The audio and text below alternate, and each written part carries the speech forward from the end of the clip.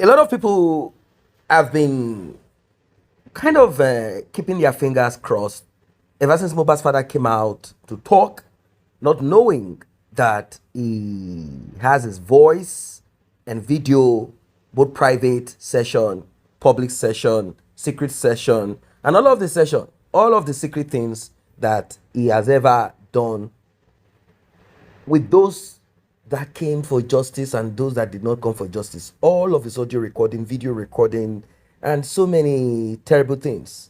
He never knew that people kept record of it. He came out, he spoke, and he thought that he's a superman. In one of his audio recording, he said, they think I'm stupid. I'm a very wise person. Now, it is possible that someone might want to manipulate or take advantage or control someone's life for their own. But then, there is one thing that we all need to pay attention to. If you look at the life Mohbad lived and his final end, his demise, there are 2 or 3 to pick on it. One, it seems in their family, when anyone is about to become successful or they are mounting that road of success, something terrible happens to them, like RIP. One Ghana seer said, once Mohbad's father becomes successful to a point, once he's able, not just people giving him money to feed, like now, once Mohbad's father set up something for himself and it's as if he's going to become successful, if he's not careful, he will not last. There is a spirit, ancestral spirit, according to this Ghana seer. Now, I'm not going to stay on that. There are certain characteristics that have been painted about Mohbad, and we've all seen his decision making. For example, how he hid the house that he bought from his father. Could it be that he knows that his father is that kind of person that should not know how successful you are? He will want to collect and collect too much and he won't be grateful. Could it be that Cynthia is the one that influenced it? Could it be that the attitude Mohbad displayed when a meeting was called about the land that he bought and documents are with Cynthia's mother, Wumi's mother, and he betrayed his dad there and said, no, that is not true, after he had told his father and his father had called for a meeting? Could it be that the same character, he learned it from his father? You might be wondering, why am I talking in riddles? Are we trying to throw shade, stones at Mohbad's father? Are we trying to talk bad about Mohbad? No, it's because of what you're about to discover in some couple of seconds. Don't forget that there are people who are close to Mohbad's father. There are people who kept the secret of Mohbad's father. Of course, the audio recording where he said a lot of things, that's just by the side. Bukky Jesse dropped it like bombshell. You know how long this journey of justice for Mohbad has been. Plus secret behind the demise of Mohbad, RIP, and the DNA that has been kept. All for people to show mercy to Mohbad's father. You'll be shocked at what you're about to see. I knew that it was going to come to this point on justice for Mohbad. I knew it. I knew that it will come to this point and we will be seeing the dirty, unbelievable shocker of it. Please like, share, tap on the subscribe button. Grab your popcorn, sit tight, tighten your belt. It is going to be a rough roller coaster. Let's get right into it. The fact that Ibata bẹ̀rẹ̀ justice, mo ti support Baba Mohbad pẹ̀lú owó. And tó bá rántí kó tún bá mi kọ̀ǹkọ̀. Kí ni mo sọ? Mo ní I don't want to talk with him. Gbogbo yín tá wà lórí platform yẹn lè sọ pé BJ má ṣe bẹ́ẹ̀. Má bá wọn sọ̀rọ̀. No, please continue to concur. I won't say because I'm supporting you. I don't want to talk to you. I don't want to know you. I don't. Ṣé gbogbo yín rántí? For like 2-3 months, mo ní mo fẹ́ bá wọn sọ̀rọ̀. Àǹtí tí máa ń lọ sọ́dọ̀ wọn gbà yẹn, mo lè pè wọ́n sí kí gbogbo yín gbọ́. Ó máa ní Daddy Mohbad fẹ́ bá yín sọ̀rọ̀, máa ní ẹ má worry. I don't want to talk to him. I just want to make sure he is absolutely okay. I want you all to look at me today. Tí n bá dúró tì ẹ́ pé mo dúró tì ẹ́ pé mo fẹ́ gbèjà, mo fẹ́ dúró tì ẹ́ pé mo nífẹ̀ẹ́. Ní èyí tí mo ṣe fún fídíò lọ́wọ́lọ́wọ́ ń sìn, máa ń dúró tán ni o. Wò mí dáadáa. O ní nǹkan tó lè fún mi àfi t'Ọlọ́run bá rán ẹ sí mi. mo máa ń dúró tán ni. Ẹ lọ bá mi méyàn kan tó sọ pé mo betray òun wá rí lórí social media. I don't betray. Ẹ bá mi mú èèyàn kan wá kó wá sọ fún yín pé BJ betray mi ló. I don't betray. Instead, reverse is always the case. They always betray me. But well, okay for me. That will not stop me from being good. Because in Kotobale, my family me betray me. Tawale yi. Àwa ò ń ṣe nǹkan pé torí pé kéèyàn lè nífẹ̀ẹ́ wa. Àwa máa ń ṣe genuinely ni. Because we stand for the truth. Truth and nothing else. Mo máa ń sọ kíni kan tó bá ń bọ́ mi. Tó bá ń bọ́ mi. Ipe kí n má bàa sòótọ́ tọ́jú owó ẹ. Mo ti kúrò nínú ẹ̀ tẹ́ fẹ́ fowó fà bọ́ra. Ẹ jẹ́ ká máa sọ lọ. Ìgbà tá bẹ̀rẹ̀ justice, mo ní mo fẹ́ bá bàbá Mohbad sọ̀rọ̀. Because mo fẹ́ jẹ́ kí mi fẹ́ get too close. Because ṣe mi pé 2 years before, ní ti Janice Jápátá tó ṣẹlẹ̀. Janice Jápátá, ṣe rántí? So mo dẹ̀ bá pé tí bá ní mo ń support èèyàn. Mi mọ bó ṣe ń ṣe báyìí, gbogbo ara ni ma fi support. Mi fẹ́ kí ti bàbá Mohbad tún ṣẹlẹ̀. Pé màá tún wá lọ support ẹ̀, á tún betray me. That was why I don't want to talk to him then. Mo kàn make sure pé everything tí bàbá yìí fẹ́, ẹ máa bá mi fún. We started well. Ìgbà tí bàbá ṣe interview pẹ̀lú BBC, ẹ bá mi tag wọn, kẹ bá tag mú ìwá. Ìgbà tí bàbá ṣe, ìwọ tó bá sọ pé lọ́rùn mi ṣiṣẹ́ máa block ẹ, Gabriel you are blocked. Ẹ ní kúre, Ashana ò ní kúre, ìyá àgbé ẹ̀sìn ni mo ti sọ, Ashana. Ìyá àgbé ẹ̀sìn ni, ìtorí ó mọ kú tó pa Mohbad, ó pa Mohbad, ìwọ ló pa Mohbad. Ìwọ tó bá wá síbi tó sọ pé God of Ashana, ikú God of Ashana yẹn ló máa pa ẹ́. Ẹ̀yin olórí burúkú. Ìyá 97 kan kú. Wọ́n béèrè lọ́wọ́ àwọn ọmọ ẹ̀ pé kí ló pa mọ́mì. Ọmọ 26 years old wá kú. Ẹ náà lẹ́tọ̀ọ́ láti bí Ashana. Ashana ló wà pẹ̀lú ẹ̀ tó fi kú. Ẹ wá sọ pé God of Ashana. Ìwọ tó bá tún sọ bẹ́ẹ̀ ò ní kúre. Wàá gbé ọmọ sin. Ìwọ tó bá tún sọ. Mo ti block ẹ. Ẹ jẹ́ ká máa sọ lọ. Ìgbà tí mo bẹ̀rẹ̀ pẹ̀lú bàbá. Àǹtí tó ń fún wọn lówó yẹn. Ṣé pé òun ló ń rí bẹ́ẹ̀? Èmi ò rí bẹ́ẹ̀.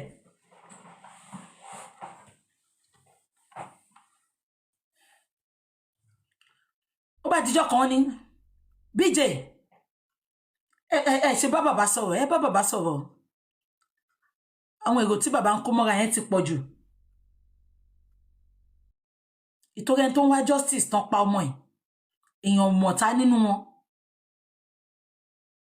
And ojoojúmọ́ ni bàbá ìdẹ́ máa ń sọ pé òun fẹ́ bá yín sọ̀rọ̀. That was about after 2 or 3 months. I'm not sure. Meanwhile, kí tó bá bàbá sọ̀rọ̀. Ṣé mo sọ fún yín pé Múyìwá ti send message tó lóun fẹ́ bá mi sọ̀rọ̀. Àǹtí náà ló bá mi get Múyìwá pé Múyìwá fẹ́ bá mi sọ̀rọ̀. Mo ní ká àǹtí fún ní nọ́mbà wọn. Kó fún ní nọ́mbà mi. Ó pè mí jọ́nà. Mi tí bàbá sọ̀rọ̀ ńgbà yẹn. Ìgbà tó pè mí ó ṣàlàyé. Question méjì ni mo bí. Bó nígbà tí gbogbo ọ̀rọ̀ ìṣẹ̀lẹ̀ kí ló tẹ̀ pa àwọn ẹbí yín mọ́ra tí gbogbo wọn fi scatter. Ó lóun pè mọ́. Ó ní ṣé òun lè join bàbá. Mo ní mi dẹ̀ fẹ́ kẹ́ join bàbá o. Mo ní mi like máa support èèyàn kéèyàn máa fi pé ẹ bá mi tag Múyìwá àti bàbá èyí tó bá ní mò ń parọ́ kó lọ ṣáná sí kámẹ́rà kan já mi. Múyìwá sọ pé òun ò. Àwọn ní kí jẹ́ kóun hide bàbá. Mo ní kẹ́ hide wọn. Wọ́n dẹ̀ hide bàbá.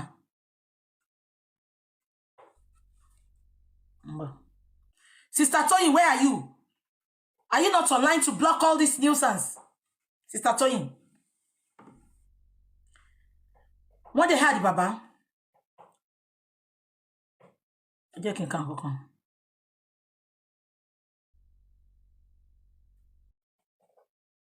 Mohbad kú bàbá Mohbad ò gbé àwọn tó pa Mohbad ṣépè. Àṣànà gbé wọn ṣépè lórí fóònù wọn gbé ṣépè. Àwa ni bàbá wá síta wá sọ fún pé ẹ̀yin tẹ́ ń support justice for Mohbad. tẹ́ ẹ̀ bá fẹ́ forí gbégun lọ sílé kò bá má ọ̀rọ̀ yín ò bá má jáde lẹ́nu bàbá náà. Come on now. Ẹ mọ nǹkan tẹ́ ń ṣe tẹ́ ẹ̀ bá fẹ́ forí gbégun lọ sílé.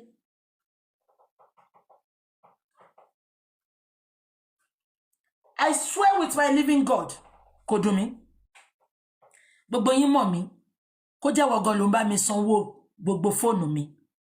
Màá jáde lálẹ́ ọjọ́ yẹn máa fún bàbá jẹ. But kò dùn mí, màá play voice bàbá Mohbad nsìn. A máa débẹ̀. Mi record wọn o. The voice is sent to me.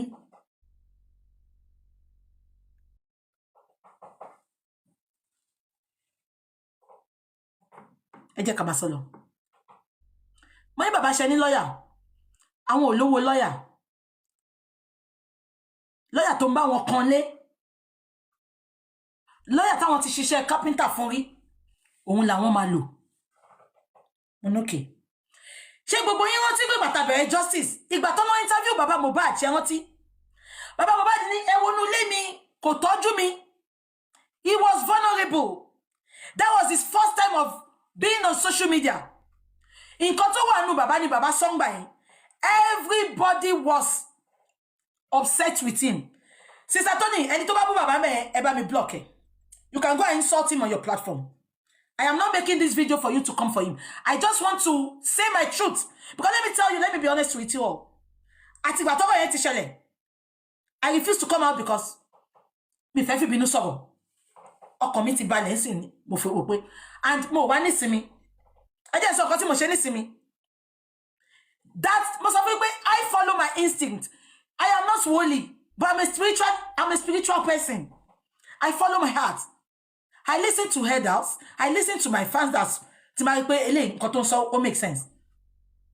Show you me nísìmí nǹkan yẹn ṣàn sọ pé no. Tí ojú bá ń ṣe pin ẹ fi wọn ojú. Tí ojú bá ń ṣe pin ẹ fi wọn ojú ìtorí ìjọ mi.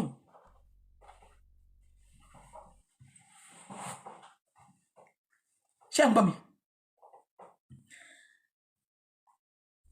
Ṣé wọ́n ti pé gbà tán lọ interview bàbá ṣe gbogbo yín rántí? Bàbá sọ pé ẹ wọnú ilé mi. Ọmọ yóò tọ́jú mi. £500 ò gbà inú account mi kọjá rí. Ṣé gbogbo yín rántí? Gbogbo yín come for bàbá. Wọ́n bú bàbá gan. Tẹ́ ẹ bá fẹ́ parọ́ gbogbo yín. Ẹjọ́ ta lórí dim image bàbá yẹn. I came out single-handedly. Mo bẹ̀rẹ̀ sí ní sunkún mo ń bẹ gbogbo yín. Mo ní ẹjọ́. Bàbá wà vulnerable ni. And it's true, it's vulnerable. Iṣẹ́ tí mò ń ṣe ni. Ẹ dẹ̀ má gbàgbé pé bàbá yìí first time tó máa lọ ṣe pé mo gbé àwọn tó lọ interview ẹ̀ ṣe pé kò tí ì sí ṣe ẹ rántí mo gbé àwọn tó lọ interview ẹ̀ ṣe pé mo ní ẹni tó ṣẹ̀ṣẹ̀ lose ọmọ báwo lẹ ṣe máa lọ interview ẹ̀. Ó dàbí ọ̀rọ̀ ìyá ṣákú dúdú tó kú yẹn ni ìyá comedian yẹn. Ṣé rí ẹ̀yin olórí burúkú content creator tó jẹ́ pé nǹkan máa ṣẹlẹ̀ tẹ́ bá sáré lọ máa interview àwọn tó mọ́ kú fún àbí tọ́kọ́ kú fún lẹ́sẹ̀kẹsẹ̀ ìkàlẹ̀ ń ṣe. Owó tẹ́ bá kó jọ lórí interview yẹn ẹ lè fi ṣe nǹkan rẹ̀ because it is those people vulnerable moments. Vulnerable moments bàbá Mohbad ni. Bàbá Mohbad ń bínú pọ́ mọ́ òun pa òun tì. Ìbínú nǹkan tó wà nínú ẹ̀ ló fi sọ̀rọ̀. Gbogbo ayé ń bu. Ṣùgbọ́n mo bọ́ta ṣe rántí. Mo bọ́ta mo wá bẹ gbogbo yín. Mo bẹ̀rẹ̀ sí ní sunkún. Mo ní ẹjọ́. Ẹ jẹ́ ká fún bàbá yín chance. Òun lọmọ kú fún. Abẹ́ ti gbàgbé.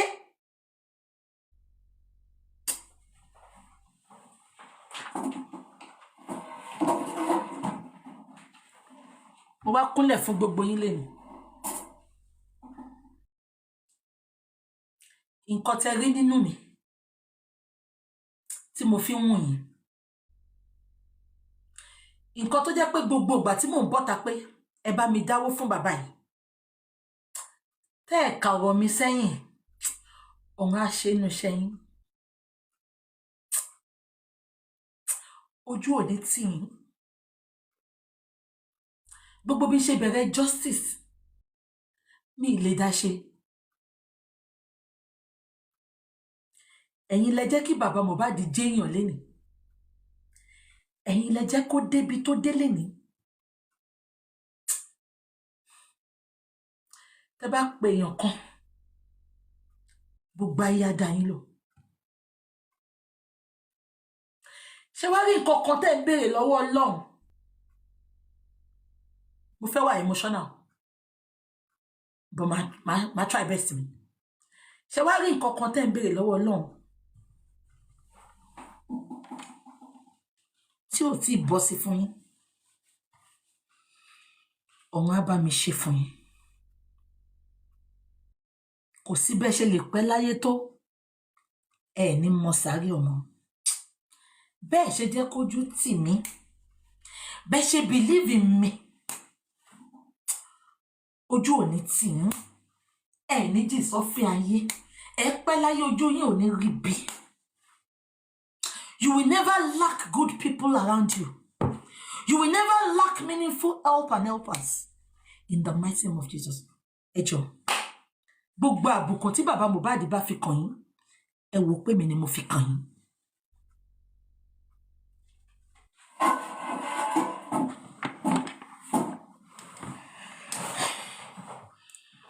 Mo bọ́ta. Wọ́n ní kẹjọ kẹ bá mi support bàbá yìí. Mo lóhun lọmọ kú fún. Ìtorí iṣẹ́ tí mò ń ṣe ni. Empathy is part of my job. Putting people in my shoes is part of my job. Ṣé ń gbọ́ mi? Bàbá ò tí ì rojọ́ fún mi. Gbogbo ẹjọ́ tí bàbá yẹn máa ń rò fún mi, mo máa ń pè wọ́n sórí line, àjọ ń gbọ́ ni. Mi ì pé bàbá lẹ́yìn kí n máa sọ pé bàbá báwo lọ̀rọ̀ yẹn ṣe jẹ́. Ìgbà tá bẹ̀rẹ̀ justice, mo bẹ̀ gbogbo yín. Mo ní jẹ́ ká fún bàbá yẹn second chance, ṣé rántí? Mo ní wà vulnerable. Ìpè vulnerability ẹ̀ ló jẹ́ kó máa sọ̀sọ̀kúsọ. Gbogbo yín tẹ̀ gbọ́ sí mi lẹ́nu. A bẹ̀rẹ̀ justice for Mohbad. Bó ti yẹ pé many of us ti drop lẹ́ni. Because some people cannot stand being talked down on. Some people want to be in control. Some people want to get information to go and sell to the other party. So we have a lot of reasons people dropped. But I still stand. Mo sọ fún yín pé tí bá dúró tìyàn, Ọlọ́run máa ń dìde yàn mí sínú ayé ẹni yẹn. I stood my ground. Mo ní mo ní fi bàbá yìí sílẹ̀. So we started. Mo wá wo gbogbo nǹkan tó surround ọ̀rọ̀ Mohbad àtọ̀rọ̀ bàbá Mohbad. Níbi pé gbogbo àwọn èèyàn máa ń ṣe analysis. Mo ní no. Nǹkan tó ń dá ń fi àdúrà, èyí tí ò dá ń fi àdúrà. Èmi ò tí ì rò bẹ́ẹ̀ o. Mọ́mì kan wá pè mí ńjọ́ kan.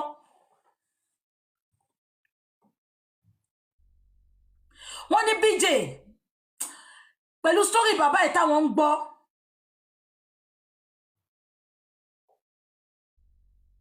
Wọ́n ní bàbá yìí nídìí àdúrà. Ó ní BJ, elderly woman, 2 years ago mo sọ yo. Wọ́n ní BJ jẹ́ kí bàbá lọ gbàdúrà. Mo ní mọ́mì mi ò mọ̀ bí kankan. Jẹ́nẹ̀já pátá tí gbogbo wa mọ̀ lórí internet. Scammer ni o. Èmi ò dẹ̀ mi lọ gbàdúrà bí kankan mọ́. Wọ́n ti fojú mi wọn máa bò ó. Wọ́n ní okay. Àwọn daddy tó ní mountain of fire. Ẹ má bínú daddy o pé mo máa dá ọkọ yín sá. Àwọn daddy torí Guresi tí ń rojọ́ yẹn kiri olóbùkún ni Guresi yẹn náà. Àdí gbogbo nǹkan tí yóò bá ṣe ní justice yìí á gbà. Mọ́mì yẹn làwọn mọ daddy mountain of fire. Wọ́n náà wọ́n dẹ̀ ti wà ní church rí. Wọ́n sọ̀rọ̀ Mohbad. Wọ́n ní nǹkan tó mú wọn sọ̀rọ̀ Mohbad yẹn. Wọ́n ní bí yá tí bàbá Mohbad bá lọ síbẹ̀. Wọ́n á help wọn. Wọ́n ní this pastor is powerful. Church pastor yẹn. Ibẹ̀ ni Lagos State Governor ń lọ. Wọ́n ní tó ń bá tiẹ̀ wá justice fún bàbá. Because this man has spoke about Mohbad's death. Wọ́n ní he might be able to help bàbá. Mo wí pé ọ̀rọ̀ dẹ̀ lọ sọ yẹn o. Ṣé ń gbọ́ mi? Àbá bẹ̀rẹ̀. Mo ní mọ́mì báwo la ṣe máa rí wọn? Ìtorí mi ò mọ̀ wọ́n personally. Mo ní báwo la ṣe máa rí wọn? Wọ́n sọ bá ṣe máa rí wọn. wọ́n ní a máa jí lọ ni o wọ́n nítorí àwọn èèyàn ti mọ bàbá Mohbad tí bàbá Mohbad bá lọ wọ́n á fún wọn priority wọ́n ní àwọn èèyàn míì wà 3 years 4 years wọn ò tí ì rí máa yẹn sójú wọ́n ní but because bàbá Mohbad àwọn èèyàn ti mọ̀ wọ́n ti gbọ́ story wọn wọ́n á fún wọn priority wọn á jẹ́ kan wọ́n wá fún wa léyàn kan tá a máa lọ bá ń bẹ̀ náà mo dẹ̀ pé àǹtí ti máa ń ràn yẹn mo ní àǹtí báyìí ló ń ṣẹlẹ̀ ẹ pé bàbá fún mi wọ́n pé bàbá a wà lórí line mo ní bàbá báyìí ẹ wá lọ gbàdúrà bàbá ò hesitate mo ní ṣe mind mo ní ẹ kọ́kọ́ wá lọ rí dáàdì yẹn nǹkan tó bá sọ we take it up from there ẹ máa gbọ́ mi o ibi tí bá ti jẹ̀bi gbogbo ẹni tó bá sọ̀rọ̀ sí mi lórí pé mo dúró sórí òótọ́ wàhálà àti ìdààmú máa bá yín tọmọtọmọ ẹ máa lé ẹ níbà kò sí bẹ́ẹ̀ ṣe máa pẹ́ láyé tó ẹ gbé ọmọ yín sin àdàbí tó yẹ pé mo wọnú justice tí mo wá da justice ìlú àdàbí tó yẹ pé mo ò ná owó mo ò tún ná gbogbo time mi sínú justice.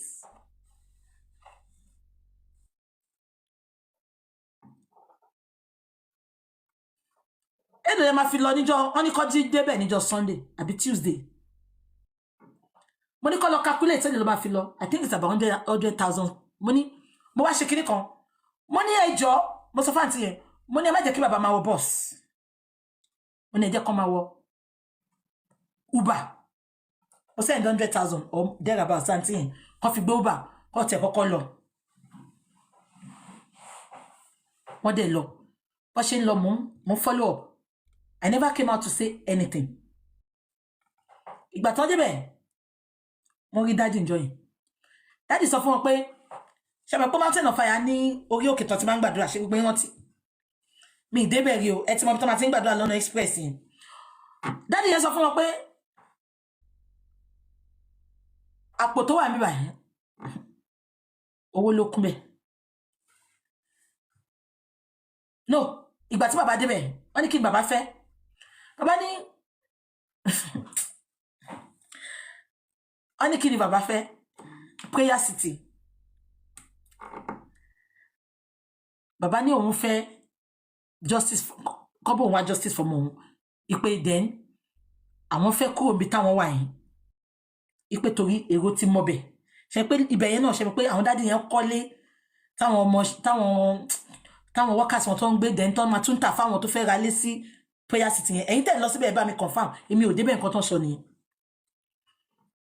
bàbá láwọn fẹ́ wà níbi táwọn ń gbé yẹn mọ́ ṣe ń gbọ́ ìpè àwọn fẹ́ lé àwọn dẹ̀ fẹ́ káwọn mọ àwọn tó kù kọ́ máa lọ sí school ṣe pé school wà mẹ́yẹn náà which is one of the best school in Lagos dádì yẹn wá sọ fún bàbá pé mi ì sí bẹ́ẹ̀ nǹkan tó sọ fún mi gbogbo nǹkan tó fẹ́ yẹn àwọn lè fún ẹ lẹ́sẹ̀kẹsẹ̀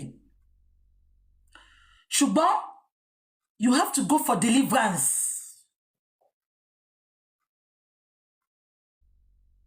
that deliverance will be for 1 week tó bá ṣe tán tí nǹkan tó ń ṣe bá ti lọ then we can start bọ́dẹ̀ ṣe fún mi ní feedback mo sọ fáǹtì yẹn èlò ló máa cost fún 1 week mo ní bàbá Mohbad ẹ má jẹ́ kó wà ní public place because wọ́n sọ pé kó máa ń pọ̀ mẹ́rin gan mo ní ẹ bá mi fún ọ ní private place tó jẹ́ bàbá nìkan ló máa wà ń bẹ̀ àǹtí yẹn padà wá ó ní 40,000 per night mo ní so 1 week will be èlò ó calculate ṣe ń gbọ́ bàbá lòun máa lọ sílé òun máa lọ gbẹ́rù òun máa lọ bàbá lọ sí prayer city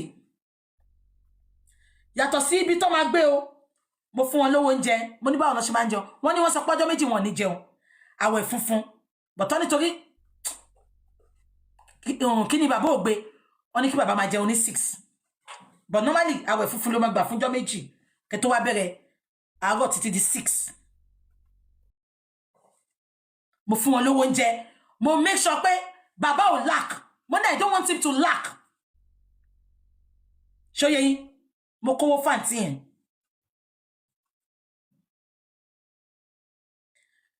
àti tó yìnbó lẹ́wà ẹni tó bá kọ pé ogun àṣànà ń ṣiṣẹ́ ẹ máa kú o ẹ bá mi block wọn ẹ jẹ́ kí n sọ fún yín nìkan tí ò yẹ yín ibi tá a bá justice dé ẹ filẹ̀ mo wá fẹ́ kẹ́ dán lọ́hùn mi wò fún oṣù 6 tí àṣírí àṣànà ò bá tú ẹ má sin Ọlọ́run tí mò ń sìn mọ́.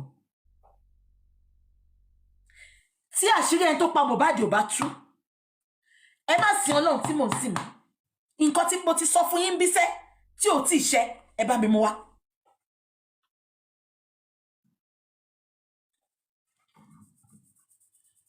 Ṣé ń gbọ́ mi? Ẹ jẹ́ ká máa sọ̀rọ̀ lọ.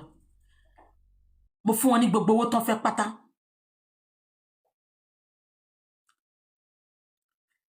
The first day àbí second day, àǹtí yẹn pè mí, wọ́n níyàn kọ́ wá kí bàbá. Mo níyàn ṣe máa wá kí bàbá. Mo ní bí àdúrà lọ pé bíbà yìí. Ta ni bàbá sọ fún pa wọ́n ń bọ̀ bíbà yìí? Inú bí mi. Mo ní ta lẹni náà, àǹtí yẹn bá tan fóònù. Mo ń gbọ́ ẹni yẹn tó ń sọ̀rọ̀ níbi tí bàbá wà. Mo ní ta lẹni, wọ́n ní Gurexy. Mo ní ta ló ń jẹ́ bẹ́ẹ̀? Wọ́n ní ọ̀dọ̀ African TV ló wà tẹ́lẹ̀. Mo ní mi ò mọ̀, wọ́n ló mọ̀ mí. Mo ní kí ló wá ṣe ń bẹ̀ yẹn? Mo ní because fatafata báyìí mo ń gbóhùn Gurexy ńjọ́ yẹn tó ń rojọ́ ẹjọ́ ti pọ̀ jù. Mo ní wẹ̀ tí bàbá máa gbẹ́ni láyè ìgbà tó ṣà lọ. Mo ní bàbá, ibi tẹ́ tí ń gbàdúrà ẹ̀ ní ìdèyàn ń bẹ̀ ẹ́. Ìyẹn lọ. The third day, bàbá lọ kọrin. Bàbá kúrò níbi tó ti jẹ́ kó máa gbàdúrà. Bàbá lọ kọrin lọ́dọ̀ àǹtí Kẹ́hìndé. Ṣé wọ́n tí àǹtí Kẹ́hìndé wòlíì? Ẹ máa bá mi dé o. Tí bá wá sọ̀rọ̀ ìtàn, tẹ́ bá fi pé mo yìí jẹ̀bi pé mo dúró sórí òótọ́. Mo dúró tẹ́ tí mo fi pọ́ pa ọmọ ẹ̀ ká gba justice fún. Tẹ́ bá fi pé mo jẹ̀bi. Ẹ dá mi lẹ́bi tèmi. I will let people call in and tell me where I've gone wrong. Bàbá kúrò mẹ́, ṣe mọ̀ pé bàbá lọ síbẹ̀ ní mọ́ bí a mi ṣàmùgbà tọ́ lọ. 3 days ṣá bàbá kúrò mẹ́, wọ́n náà lọ kọrin lọ́dọ̀ àǹtí Kẹ́hìndé Ọ̀ṣọ́bà. Àǹtí yìí ò tètè pè mí. Bàbá ti lọ, náà pè mí. Inú bí mi. Bàbá ò ṣáà pé 7 days ńbẹ̀. Gbà tí bàbá kúrò mẹ́, bàbá lọ sílé. Ṣé pé owó yẹn ti waste? Mo pe bọ̀dá Múyìwá. Mo ní bọ̀dá Múyìwá. Àǹtí yẹn nìkan, ìyẹn dẹ̀ wò pé òun náà ní ìṣòro ayé tòun. Àǹtí yẹn àtọmọ ẹ̀, wọ́n ṣàparí àwẹ̀ yẹn ti wọn. Ìgbà tó parí, àwọn pásítọ̀ yẹn dìdí fi bàbá lé ọ̀gá wọn tó wà ní prayer city yẹn pé kọ́ máa look after bàbá pé kọ́ pray fún ọgán. Ẹjọ́, gbogbo ẹ̀yin tẹ́ ń wò mí tẹ́ ti lọ sí prayer city tẹ́ mọ nǹkan tí mò ń sọ. Ẹ wo opportunity ńlá tí bàbá misuse. Opportunity ńlá. Ìlà. Èmi gan, ó ṣeé ṣe kí n dé Naija lọ́la. Kí n má meet daddy. Ẹ jẹ́ ká máa sọ lọ. Àwọn èèyàn wà tó fẹ́ meet bàbá yẹn 6 years, 10 years. Wọ́n ti rí wọn o. Ẹ béèrè lọ́rùn tó ń lọ church wọn. Ṣé ń gbọ́ mi? Bàbá lọlé. Wọ́n á pe bàbá Múyìwá. Bọ̀dá àǹtí yẹn ṣàṣetán. Wọ́n wá ní bí a káwọn lọ rí daddy yẹn. Pé táwọn bá lọ rí pastor bí àwọn á ṣàlàyé pé àwọn máa wá nǹkan sọ fún pastor pé bí wọ́n wá fún bàbá lánàá appointment. Ìgbà tí wọ́n yẹn lọ rí pastor wá ní bàbá ńkọ́, àwọn ní bàbá ti lọ lé pé nǹkan kan ṣẹlẹ̀ nílé, wọ́n ṣàparọ́. Wọ́n wá ní bàbá gbọ́dọ̀ padà wá báwọn fẹ́ rí bàbá. Mo bá pè bọ́ Múyìwá, ó ní báǹtí yẹn ṣe ń sọ, ó ní bàbá ti sọ pé òun ò ní wá mọ́, ó ti sóhun. Mo á pè bọ̀dá Múyìwá ńjọ́ yẹn. Mo ní bọ̀dá Múyìwá, nǹkan ẹyọ kan ni mo fẹ́ sọ. Mo ní mi gan, mo ní ìdàdúrà. Mo ní it's not about the money. Mo ní nǹkan tó ń dá fi àdúrà. Èyí tó kù díẹ̀ káàtó, ó fi àdúrà. Mo ní nǹkan tó bá mú bàbá tí wọ́n bá padà sí prayer city, máa jáwọ́. Bọ̀dá Múyìwá ṣàbẹ̀ mi pé bàbá máa padà. Ó jẹ́ kí bàbá padà Monday, bàbá ò padà. Bàbá padà bí Wednesday. Prayer tó ti jẹ́ kán ṣe bí 1 week. Meanwhile kán tó padà yẹn, àwọn àti àǹtí yẹn wá lọ rí pastor yẹn again. Jẹ́ pé pastor yẹn láwọn fẹ́ rí wọn. Pastor yẹn wá sọ pé wọ́n tún wá béèrè pé kí ló fẹ́? Bàbá láwọn fẹ́ ilé, àwọn fẹ́ káwọn ọmọ wọn máa lọ school. Má yẹn dẹ̀ sọ. Wọ́n ní kò sówó tí mo lè kó fún ẹ. Ogun tó wà lórí ẹ tí ò bá ṣẹ́, owó yẹn ò ní mọ bó ṣe ná. ṣọwárí ilé tí mo fẹ́ fún ẹ òun ló kéré jù. I will give you a 2-bedroom house flat. You will live there with your family. And school àwọn ọmọ ẹ, they will go to this school. Inú bàbá dùn, bàbá gan bẹ́ẹ̀ sọ̀rọ̀ ńjọ́ yẹn, inú wọn dùn tó ṣàdúrà pé inú àwọn á dùn pé táwọn bá tiẹ̀ ṣetán gan àwọn máa jẹ́ pásítọ̀ ń bíbá gan pé torí pásítọ̀ làwọn. Àsọ̀rọ̀ inú mi dùn pé Ọlọ́run máa gbàkóso. Ṣé ń gbọ́ mi? Mo tún fún àǹtí ẹ̀ lánàá dá owó kan tún fi wọ́n ní kí bàbá ṣe lọ pray. Mo tún fún lánàá dá owó.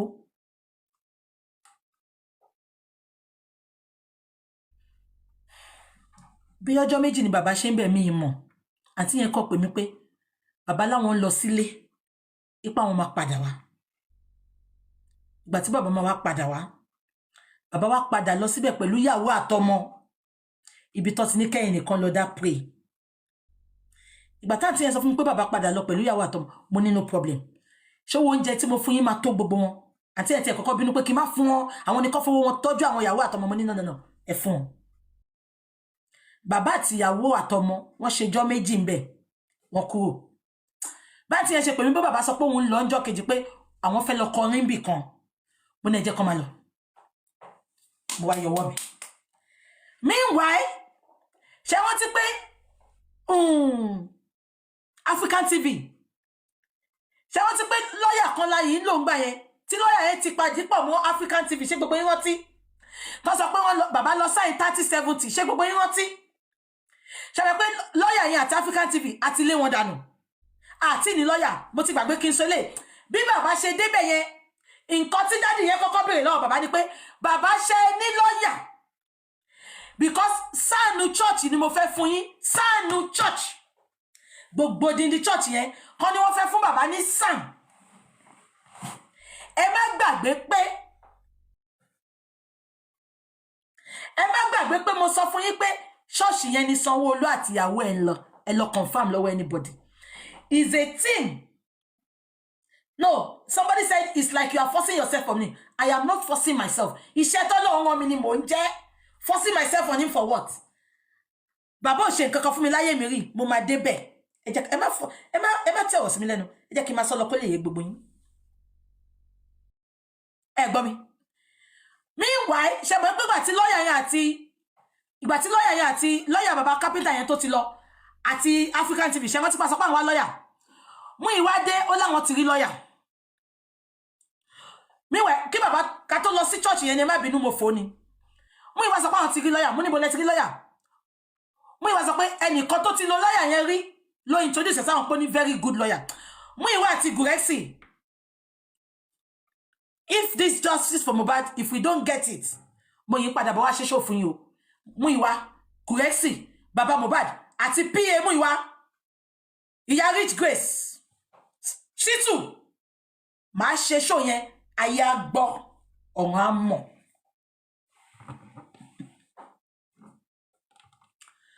Múyìwá àti bàbá sọ pé Múyìwá àti Gurexy sọ pé àwọn ti rí lọ́yà. Mo ní ṣe bọ́ lọ́yà yẹn. Bọ̀dá Múyìwá láwọn mọ̀ pé ìyá kan tó ti ṣerú iṣẹ́ yẹn fún rí ló gbà fa. Ẹ bá táàgì Múyìwá tó bá sọ pé mo pàgọ́ kọ́ lọ sí platform tó fẹ́ lọ kọ́ lọ já mi. Mo ní okay, no problem. Ṣẹ́rẹ́ mi tí n bá support èèyàn, I don't want to doubt you. Immediately I start doubting you. Mo ní I won't trust you again. But then okay. Ṣé ń gbọ́ mi. Meanwhile, ìgbà tí bàbá kọ́kọ́ dé ọ̀dọ̀ àwọn dádì yẹn, wọ́n ní ṣé bàbá ní lọ́yà. Ṣé mọ̀ pé àwọn Múyìwá ti sọ pé àwọn ní lọ́yà mi báyìí. Dádì yẹn ní sáànù church wọn. Lọ́yà church wọn, Big Sam. Òun làwọn máa fún bàbá lọ́fẹ̀ẹ́ tí ò ní sanwó. We made a very big mistake. Big mistake. And I will get there. Àti gbàgbé pé justice for Mohbad là ń wá. Àwa sọ justice for Mohbad fún. A sọ the justice for bàbá Mohbad. Our emotional. I just emotional take the better part of us. We would have just focused on justice for Mohbad. What by Mohbad? I just emotion take better part of us. We are now doing justice for Mohbad and justice for Baba Mohbad.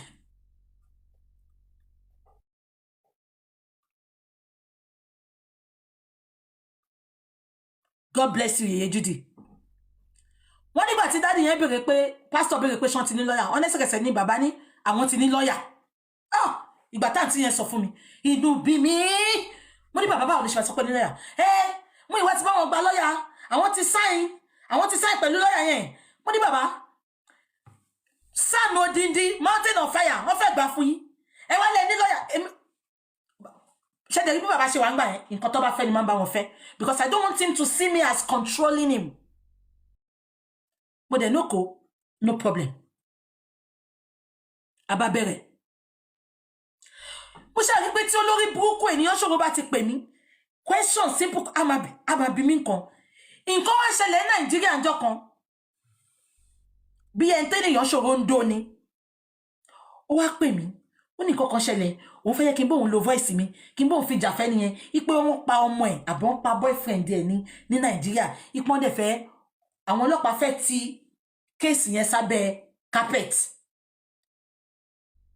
Bí ènìyàn ṣòro ṣe pè mí tán, mo wá jókòó mo ní, irú lọ́yà olórí burúkú ò lélẹ̀. Ṣé báwọn mú ìwà sọ pé lọ́yà yìí ó bá lọ sékòó, ó ní ìwé, ó ní gbogbo ẹ̀. Meanwhile, mi ti ń condemn pé báwo la ṣe máa ní lọ́yà. Wọ́n ní ọkú Nàìjíríà, ẹ ló ń gba lọ́yà ní London. Meanwhile, wọ́n jẹ́ kó yé mi pé ó níwèé. But ìgbà tó wá pè mí pé kí n bóun jàjà yẹn pé àwọn ọlọ́pàá fẹ́ bà kéèsì yẹn jẹ́ mọ́ girl yẹn lọ́wọ́ ní Ìlọrin. Mo wá jókòó mo ní, ṣé mo sọ pé lọ́yà yìí níwèé, lọ́yà gidi dẹ̀ ni. Wọ́n lè sọ pé ó ti ṣerú kéèsì rí. Báwo ló ṣe wá sọ pé kí wá lo voice mi kí n fi bóun jà fún girl yẹn. Mi ìdálóhùn mo kàn ní mo ti gbọ́ pé kó ní kí girl yẹn pè mí.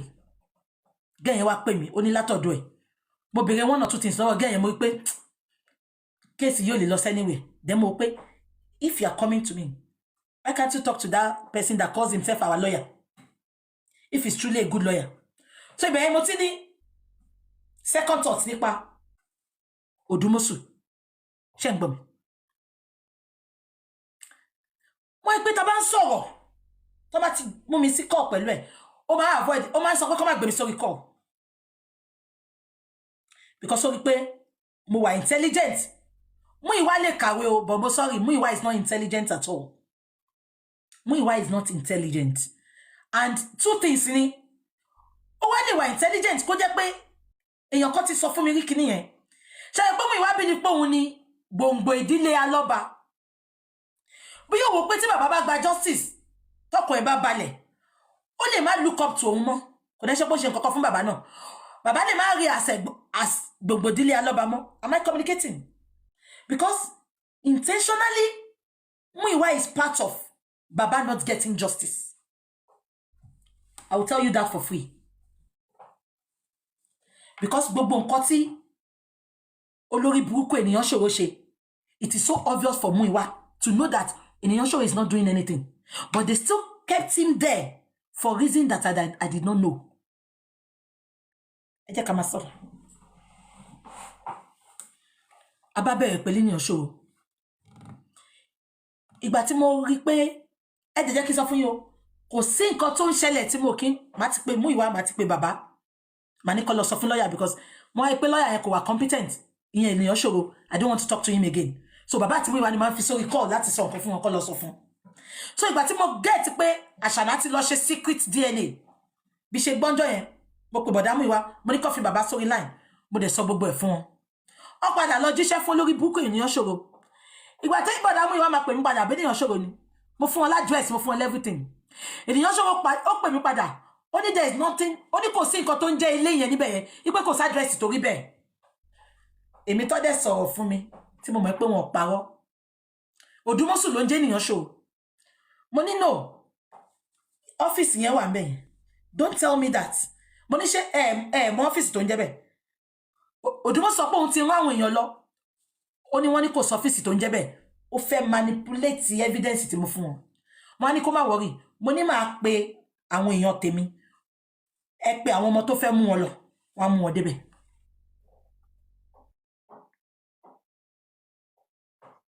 Ṣé ń gbọ́ mi? Ṣé mọ̀ pé mi ò sí láàrin wọn? Ìgbà tí wọ́n sọ pé àwọn ò fẹ́ SAN tó gbà yẹn. Mo jókòó mo bí bọ̀dá Muyiwa. Ó ní bàbá rí SAN ọ̀fẹ́ tá ní sọ 10 kobo. Bàbá lóhun ti ní SAN. Mo ní ṣé ní sanwó fún Odumosu ni. àwọn náà dùnmọ́ sí ògbówó wọn náà fẹ́ ló máa ṣe tó bá kàn ti ń lọ sí corona ló máa gba 150 mo ní but 150 yẹn owó ni mo ní àwọn tó ń dáwọ́ yìí ó ní 1 naira wà nù ó ní 2 naira wà nù. To everybody supporting us from Nigeria, God bless you. Because gbogbo ala mọ bó ṣe le. Gbogbo ẹ̀yin tẹ́ wà nílùú òyìnbó náà, God bless you.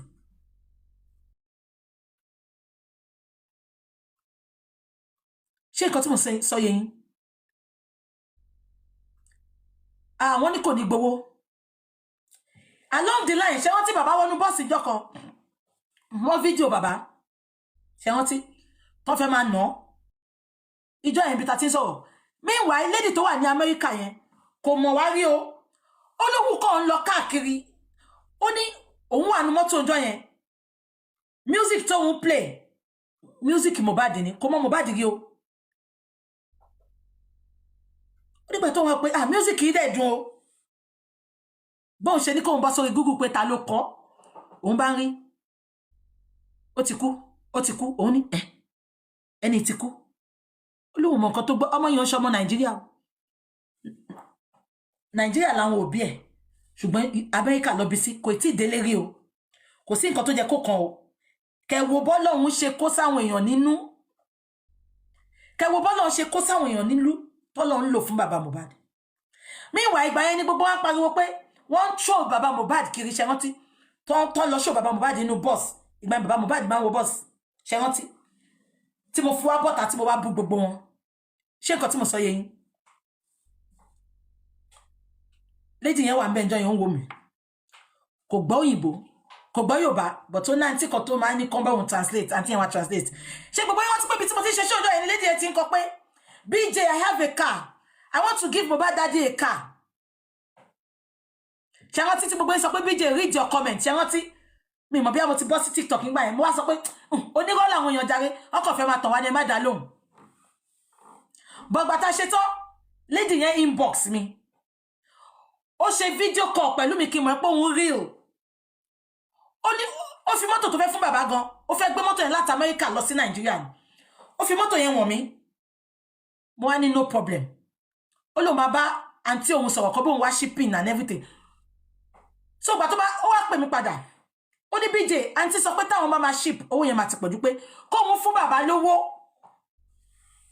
Ṣé ń gbọ́ mi? Mo ní no problem. Ó ní but òun ò ní fún bàbá lówó. Ó lè mi lòun máa kó yẹn fún. Ipe tó bá ti wá rí mọ́tò kí n send ẹ̀ sí wọn. Owó yẹn pọ̀ millions. Owó yẹn wà ní account mi.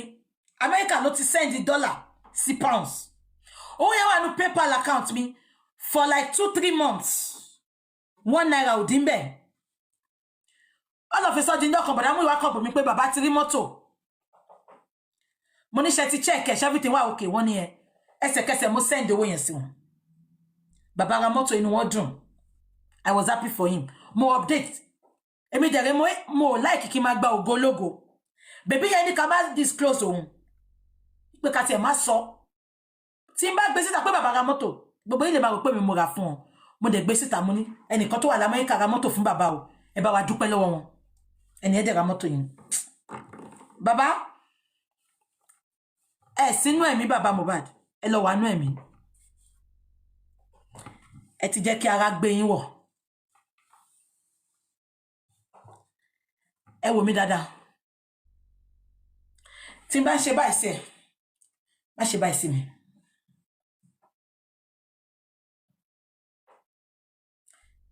This is not Baba Muyiwa's first time of betraying me. This is not their first time. This is not their second time. They've done it a lot of times. But I refuse to be angry. I keep on pushing. Pushing. I am not here for Mohbad's dad and Muyiwa. I'm here to get the poor boy justice. But most of them gbogbo yín leni, ẹ wò mí dáadáa. Ìwọ tí bá pè léyàn mi. Tí bá ṣe báyìí sí ẹ. Mo bẹ̀ nítorí Ọlọ́run, má ṣe báyìí sí mi. Ìgbà yẹn ò kí ń dá. Ó lè pẹ́. Bó wá jẹ̀yà.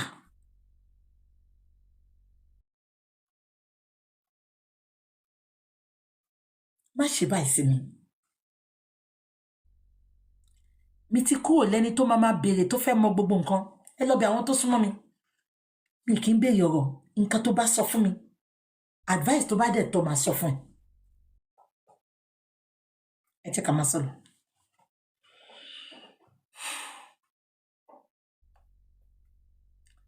Meanwhile, lady yẹn ra mọ́tò fún bàbá. So mo tún wá, meanwhile, lady yẹn kò fẹ́ bá bàbá ṣe, kò fẹ́ súnmọ́ bàbá. Mo ní ò gbọ́dọ̀ ra dúró mọ́tò yìí kí bàbá má mọ ẹni tó rà fóun. Mo ní gbọ́dọ̀ rí bàbá sójú. Mo ṣe video call pẹ̀lú bàbá ńjọ́ yẹn. Mo wá join lady yẹn. So ó rí bàbá náà rí. Bàbá dúpẹ́ lọ́wọ́ ẹ̀. Mo wá sọ fún, mo ní bàbá, mo wá sọ fún lady yẹn, mo ní máa connect, máa fún ẹ nọ́mbà bàbá. Máa bá bàbá sọ̀rọ̀ directly. Kò ní kí mọ nǹkan tẹ́ bá ń sọ. Mo dẹ̀ sọ connect ẹ pẹ̀lú bọ̀dá Múyìwá náà. So they have direct access to her. Lady man ní plan fún bàbá o. Bàbá ẹ lọ kún fàdúrà. Súnmọ́ Ọlọ́run o, ọ̀rẹ́ kò lè súnmọ́ ọ. Ó fẹ́ràn rẹ o bàbá, ẹ̀ṣẹ̀ ló mú yá pa wá. Ẹ jẹ́ ká máa sọ̀rọ̀. So, àwọn àti lady yẹn bá bẹ̀rẹ̀, wọ́n sọ̀rọ̀. Mo máa ń wo gbogbo àwọn tó máa ń sọ pé BJ ń jealous. Kò fẹ́ kẹ́ni kankan súnmọ́ bàbá. Mo jealous. Mo rí traitor. Mo rí àwọn ṣekúṣẹyẹ ni mo ṣe máa ń fẹ́ cut. Because mo máa ń sọ kíni kan pé tá bá ń wá justice. Everybody is a suspect. Àṣà bẹ̀rẹ̀. Àṣé wọ́n ti gbé millions fún Odùmọ́sù. Múyìwá máa sọ pé kó má jẹ́ kí n mọ̀. Èmi ò kúkú mọ̀ nǹkan kan. Ọ̀rẹ́ mi tó wà ní Amẹ́ríkà náà kò kúkú mọ̀ nǹkan kan. Nǹkan tó bá ti sọ fún lòun náà ń gbọ́, wá kàn send docket sí ni. Gùrẹ́sì náà wà nù gbogbo ọ̀rọ̀ yìí o. Èmi ò kúkú mọ̀. Èmi ò ń tọ́ pinpin, mo ti sọ fún yín mi ò kí ń tọ́ pinpin. Nǹkan tẹ́ bá sọ fún mi mo gbọ́. Èmi ò ń sọ ta ló ṣe lè, báwo lè ṣe jẹ́. No, because mo fẹ́ kọ́ rí pé bí a BJ ó ń control wọn.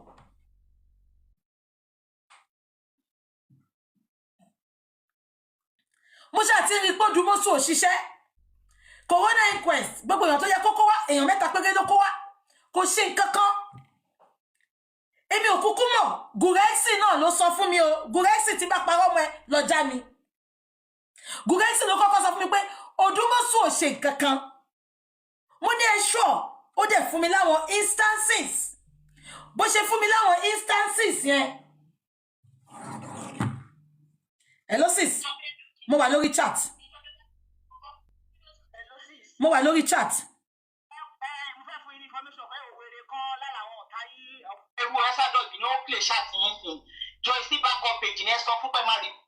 Okay, ẹ jẹ́ flag ẹ. Olórí burúkú tó dàbí fùfú àjẹkù yẹn. Ẹ bá wọrí, má flag ẹ. Ẹ bá mi sis mi ẹ bá mi save. Okay. Wá. Táwọn fi máa mọ̀ pé kò ṣiṣẹ́. Wọ́n ní bàbá ẹni yóò ṣiṣẹ́. Àbí kò yé yín. Mo ní bàbá ẹni yóò ṣiṣẹ́. Bàbá yarí later la wá gbọ́ pé bàbá ṣe 30-70. Ṣé rántí? Okay. Màá ṣe tí bá ṣe tọ́sís. Because tí bá ní kí n ṣe sí o máa take time mi. Màá report ẹ̀ tí bá ṣe tọ́ ẹ máa wọ̀rí. Mo fẹ́ máa sọ̀rọ̀ ẹ lọ mi fẹ́ gbàgbé. Ṣé kọ́ tí mo sọ yé yín? So, meanwhile, kí n tó bọ́ta wá tún àṣírí wọn jọ yẹn, àṣírí Odùmọ́sù. I have called them a lot of times to report. Sorry, ká ṣe meeting. Ipe, mi ní kó Odùmọ́sù máa lọ́ngbà yẹn náà, ẹ máa gbọ́ o. Mi yẹn bá sọ pé kẹ́ni lọ́ọ̀yà máa lọ o. Mo máa ní ẹ jẹ́ kó máa ṣiṣẹ́ lọ. Ká gba another person. But wọ́n yarí wọn náà wọ́n gbà. Odùmọ́sù ò gbowó kíní kan. Àṣọ Odùmọ́sù ti gba millions. Ṣé ń gbọ́? So, ìgbà tí wọ́n fẹ́ parí justice for Mohbad. Èèyàn kan wá sọ fún mi pé justice for Mohbad ńkọ́ o. Corona inquest tó ṣe jọ yẹn. Ipe last person ni Spending táwọn fẹ́ interview o. Ipe táwọn bá lè ti interview Spending. Corona inquest ti tán. Mo wá sọ pé Zima me má worry, má ṣe tí bá ti ṣe tán. Ẹ má worry. Ẹ má worry, má ṣe. Ó ń ṣépè fún mi. Ta lè pè mọ́nú èmi àti ẹ̀. Olórí burúkú tó wà ní òyìnbó for 30 something years. Wọ́n ná Bukky Osin ṣe birthday. Pali noodles kan ló fa Bukky Osin. Pali noodles 7 pounds. Ta lè pè mọ́nú èmi àti ẹ̀. Olóṣì tí ọ̀rọ̀ ajé jẹun lóyìnbó. Ìlú òyìnbó ló ń lò gbà wọn. Òun ò lò gbà lóyìnbó. Kéèyàn máa fúyàn ní pali Indomie noodles kan nílùú òyìnbó. Tó bá stream wa wọn lè jẹun. Alete ete méjèèjì ó ti bo gbogbo ojú ẹ̀. Ó dàbí hippopotamus.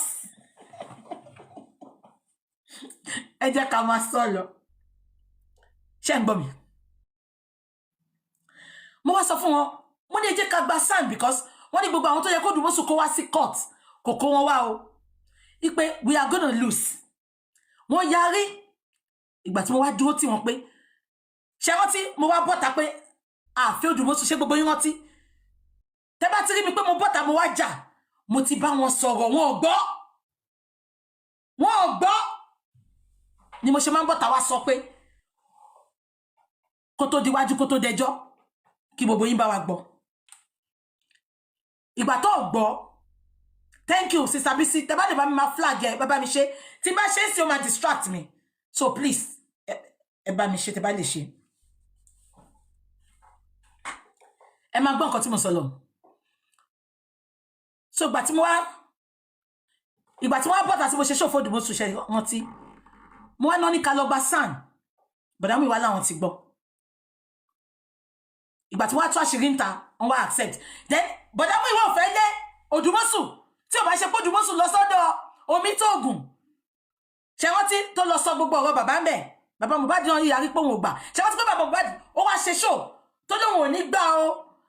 Ṣé rántí tí gbogbo yín àwọn vengeance tó fi gòkè tó sọ pé bàbá ṣé tó bá jẹ́ owó yín ni ẹ máa lẹ́ change lawyer. Àbí tó yẹ pé owó ẹ̀yin lẹ sanwó fún.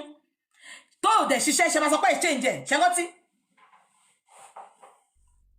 Bọ̀dá mi ìwádìí náà wọ́n ti gbọ́. Ṣé ní any SAN? Mo lè mi ò mọ SAN o but àwọn èèyàn sọ pé SAN kan wà ní Èkìtì pé kẹ́ lọ bá. Ó dẹ̀ ní àwọn ìdílé bàbá ti bá SAN yẹn jà. Ipe so wọn lè lọ bá pé den Tinubu ló ń ṣiṣẹ́ fún. Ipe but àwọn máa wá SAN. So gbogbo yín tẹ́ ń sọ pé BJ ló ń pàṣẹ. I don't. Èmi kàn máa fi wọ́n sí right path. Ṣé ń gbọ́? Gbàtí bọ̀dá ó dẹ̀ ní agbọ́dọ̀ ní SAN yẹn ká tó lọ sí next corona inquest. Ìgbà tó máa gba SAN. Mo wá pè bọ̀dá mo wá ṣe tiri SAN. Àbí ká padà lọ sọ́dọ̀ SAN daddy church yẹn. Wọ́n ní bàbá lóhun ò fẹ́ SAN, òun ò lọ́bẹ̀. Ìgbà tó máa padà wá bá mi. Wọ́n náà ti rí SAN. Ṣé ń gbọ́? Wọ́n náà ti rí SAN. Mo dẹ̀ bèrè mo ní ta ni SAN yẹn. Àwọn ní kí n lọ wò Wahab Shittu ni. Mo ní ta ló wá fún yín. Bọ̀dá mú ìwà kò lè dùn mí fún yín. You lie a lot. You are not honest, Bọ̀dá mú ìwà. You are not an honest person. Do you know a lot of lies you've told me on this justice for Mohbad? I will come clean to you. I will tell you a lot of stuff. But you will lie. Wọ́n ní èèyàn kan ló introduce. No, wọ́n náà wọ́n rí lórí internet. Mo ní lórí internet. Mo ní ṣó ti ṣe irúṣẹ́ rí ni. Wọ́n bá fún mi lórúkọ ẹ̀. Wọ́n fún lady yẹn náà lórúkọ ẹ̀. Wọ́n ní kó lọ check ẹ̀. Mo dẹ̀ check ẹ̀. Mo rí pé ó ti ṣe mo rí pé ó ní ọkàn kan síbẹ̀ àárín nǹkan púpọ̀ náà. Ṣé mo pa a ti fẹ́ lọ sí corona inquest. Ṣé rántí? Adẹ̀gbá. Èló ló fẹ́ gbà? Wọ́n ní fẹ́ gba 25 million. Ibo láti máa rí. Wọ́n ní ló máa gbà bí a kan fóun 5 million àbí nǹkan kan. Mo ṣáà pé mọ́mì mi kan. Wọ́n fún wa ní deposit ọ̀fẹ́ yẹn. I think about mọ́mì mi yẹn fún wa ní 5,000 or 6,000 àbí 8,000 mo rántí owó tán yá wa mọ́. Mo kò fún wọn. Ìgbé kan tẹ̀ lọ kọ́kọ́ san kó ba lè tẹ̀lé wa lọ sí court. But mistake ta ṣe ni pé lady tó wà ní Nàìjíríà yẹn ó sọ statement tó wà ní America ó pè mí jọ ní BJ, this son is not interested in Mohbad's case. Mo wò pé ojú ìlú òyìnbó ni lady yẹn fi ń wò. Mo ní kí tó ṣe sọ bẹ́ẹ̀. Ó ní I had the opportunity to speak with Mohbad's dad Amuyiwa, and I don't think he's into the case. He's not interested. Mo ní, you know, he's a son. Mo ní bí àwọn lawyer ẹ̀ ló máa kọ́kọ́ gbé fún kó lọ kà kán wá. Okay. Meanwhile, àṣírí Gurexy ti tú. Ipe Gurexy máa ń sọ̀rọ̀ gan-an ní tó bá ti fún Gurexy lówó. Ó máa sọ gbogbo nǹkan tó ń ṣẹlẹ̀. Ṣé pé Gurexy ló kọ́kọ́ tẹ̀lé bàbá? Ṣé rántí? Lady yẹn wá pé ó wá ní òun fẹ́ ẹni tó máa tẹ̀lé bàbá tí òun ṣe Gurexy. Ipe tó wà private. Ẹ máa gbọ́ o.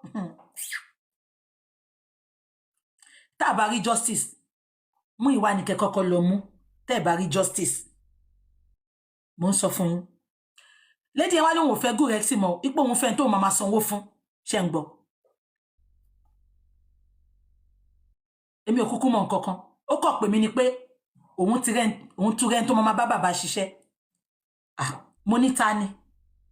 Ó bá ní ọ̀rẹ́ bọ̀dá Muyiwa náà tún ní kó máa tẹ̀lé bàbá. Èmi ò dẹ̀ tí fojú pé bọ̀dá Muyiwa ti gbà bọ̀dé ńbẹ̀ yẹn. Mi tí fojú yẹn wò ń gbà yẹn. Mo náà rẹ̀ bọ̀dá Muyiwa. Okay. Mo ní ṣó tí bá sọ̀rọ̀. Lady yẹn single-handedly òun ló ń sanwó fún bọ̀bọ̀ yẹn. Mo wá pé bọ̀dá Muyiwa, mo ní lọ́rẹ̀ yín ló sọ pé ọ̀nà rẹ̀ yín ló fẹ́ máa tẹ̀lé bàbá kiri. Ó ní yẹn. Mo ní ṣe ṣọ́ pé bọ̀bọ̀ yìí kò ń ṣe alábọ̀dé, kò ń ṣe tó gbà bọ̀dé fún wa. Mo ní because nǹkan tó mú Gurexy tó ń tú àṣírí bàbá síta tó pé gbogbo nǹkan tó bá ṣẹlẹ̀ gbogbo ayé máa ti gbọ́. Mo ní mi ní like kó jẹ́ pé eléyìí tẹ́ tó fi ti bàbá yìí o. Bàbá ò ní lè yàgbẹ́ kò ní lè tọ̀ o. Àwọn ní kí n má worry pé he's a good guy. Ó dẹ̀ sọ àwọn nǹkan. Mo ní no problem. Lady yẹn dẹ̀ ló ń sanwó fún. Later ni mo gbọ́. Bọ̀dá Muyiwa. Ìyàwó bàbá yẹn supporter Àṣànà ni. Bàbá yẹn gongo ní clue nǹkan tó ń ṣẹlẹ̀ ní justice for Mohbad. Kò mọ̀ nǹkan kan. Ṣé gbọ́ ṣá? Ìyàwó tí bàbá yẹn fẹ́ sílé supporter Àṣànà ni. Àṣànà ni ìyàwó bàbá yẹn support. Tèmi gan èèyàn tó sọ fún mi, mo tún wá bí bàbá yẹn gangan. Mo wá pé bọ̀dá Muyiwa ń jọ́nà. Mo ní wọ́n ní ẹni tí ẹ ní kó máa tẹ̀lé bàbá wọn ní supporter Àṣànà ni. Bọ̀dá Muyiwa ní kò ṣe nǹkan kan. Ṣé anybody lè support anybody? Bẹ̀rẹ̀ kẹtẹ part máa wá sọ. Àní tó bá ní mo parọ́ ẹni kọ́ bọ́ta. Mi tí fẹ́ dárúkọ ẹni tó sọ fún mi.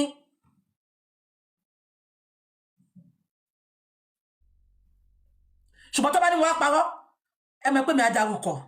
Kò sẹ́ni tó ń bọ́ mi náà. Èmi ni mo náwó sínú justice wọn náwó fẹ́mi. Bọ̀dá Muyiwa ní no kí má wọrí o. Kò lè sọ kò sẹ́yìn tó kò lè sọ̀rọ̀ fọ́.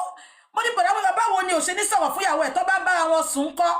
Obìnrin mọ bó ṣe lè gba information tó bá fẹ́ gbà. Wọ́n ní kí má wọrí. Bá tí ó dẹ̀ ṣe mi ni mò ń sanwó. Mo dẹ̀ look away. Ṣó ti yé yín? Abẹ̀rẹ̀ justice yẹn abẹ̀rẹ̀ gbogbo ẹ̀. Mo pe bàbá ń jọ́ kan. Mo ní bàbá láàrin mi àti bàbá tó fi ti yín ṣó ń ṣiṣẹ́. Bàbá no ń try. Mo ní okay. Mo dẹ̀ ń wò ń tèmi. A dẹ̀ ń ṣe lọ. Ẹ má gbàgbé ìbẹ̀rẹ̀ kẹtẹ̀. Ẹ má gbàgbé Oríyọmí. Èmi náà ni mo pe bàbá pé kó lọ sọ́dọ̀ Oríyọmí. Owó tó fi lọ sọ́dọ̀ Oríyọmí ńjọ́ yẹn, Uber tó gbé láti Èkó lọ sí Ìbàdàn, èmi ni mo fún wọn. Bẹ́ẹ̀ ṣe rí bàbá lọ́dọ̀ Oríyọmí yẹn, àwọn èèyàn ti sọ fún mi náà. Mo dẹ̀ ní ṣán máa lọ. Wọ́n dẹ̀ lókè. Uber tó gbé dé Ìbàdàn, èmi mo fún wọn. Ìtorí Oríyọmí sọ pé kó dúró. Òun lọ ṣe padà ńjọ́ ìtẹ́ pàǹtí yẹn nìkan ló padà. Uber lọ gbé láti Ìbàdàn láti Èkó dé Ìbàdàn. Epo mi ata mi ló máa bi gbogbo ẹni tó bá sọ pé mo ṣe burúkú. Gbogbo ẹ̀yin tẹ́ feel pé this is your time to betray me, to lie on me. ọ̀run á fìyà jẹ yín gbogbo nǹkan tó dára láyé lẹ máa lack. ẹ wò mí dáadáa o mo ò ṣàṣedànù o bọ́lọ́run ṣe rán mi iṣẹ́ mi ni mo lọ́mọ ẹ gbàgbé pọ́mọkùnrin ni mo ní bójóbìnrin gan ni mo ní gbogbo ẹ̀yin tẹ́ dáwó sínú justice ẹ ṣàṣedànù ìjà abiyamọ lẹ́jà àti ìjà ẹ pé gbogbo yín lẹ lọ́mọ èyí tí ò dẹ̀ tí nínú yín ẹ máa bí tí yín ọmọ yàn wọn máa yanjú everything tí mo ṣe ní justice mo regret o bọ́lọ́run ṣe rán mi ni ẹ jẹ́ ká máa sọ̀rọ̀ ṣé rí nǹkan kan tí mo notice nínú bàbá àti Múyìwá ṣé rí pé mo sọ fún pé mo máa sọ tọrọ because tá bá ń pa ọ̀rọ̀ sọ bàbá will not learn and it's a pattern òun ló mú bàbá ṣé rí ikú tí Mohbad kú lẹ́ni Mohbad's death could be avoidable mo ti sọ̀rọ̀ yẹn nígbà tá bẹ̀rẹ̀ justice mo ní bàbá ẹ̀yin fúnra yín sọ pé Mohbad sọ fún yín pé àṣànà òun ká àṣànà tí ọkùnrin ń do mọ́nu Naira Marley house mo ní ọmọ yẹn ni Mohbad tún wá mú fún yín tó sọ pé ìyàwó tóun fẹ́fẹ́ ẹ̀dẹ̀gbà fún bàbá ní ọmọ burúkú ṣe ń ní ìyàwó burúkú ni ò ṣe fẹ́ make it make sense ọmọ tíyàwó yín ti mú wá fún yín pé ọmọ yín ẹ̀yin gangan lẹ sọ bàbá ẹ lọ́mọ yín sọ fún yín pé òun rí nínú Naira Marley house ọkà gbogbo èèyàn dẹ̀ ló confirm story yẹn wọn náà ka tó ń bá sùn Mohbad tí wọ́n mú ọmọ yẹn wá fún yín lóun fẹ́fẹ́ bàbá ẹ̀dẹ̀ gbà mo ní ṣe ìwé pé ìyàwó tó bá ń ṣe ṣìnà ọmọ àlè ló bá gbé wá ọmọ àlè yẹn dẹ̀ ló ti gbé wá ń sìn ṣùgbọ́n bàbá Mohbad mọ̀ gba ọmọ yẹn mo ní for two things ẹ bá gbàgbé pọ́ sọ pé àwọn àtàṣànà wọn close gan gbogbo wa náà lè ṣe àṣànà mo rí bọ̀bọ̀ tí mo fẹ́ ṣùgbọ́n àwọn ẹ̀gbọ́n àwọn àbúrò ẹ̀ mo rí pé àwọn ló fẹ́ jẹ́ obstacle fún mi máa fowó báyé wọn jẹ́ máa fi gift báyé wọn jẹ́ nǹkan tó ṣẹlẹ̀ nìyẹn tí Mohbad gan bá sọ pé tóun fẹ́ nìyẹn bàbá ẹ sọ pé pásítọ̀ ni yín kí ló mú yín tẹ́ gbàdúrà sí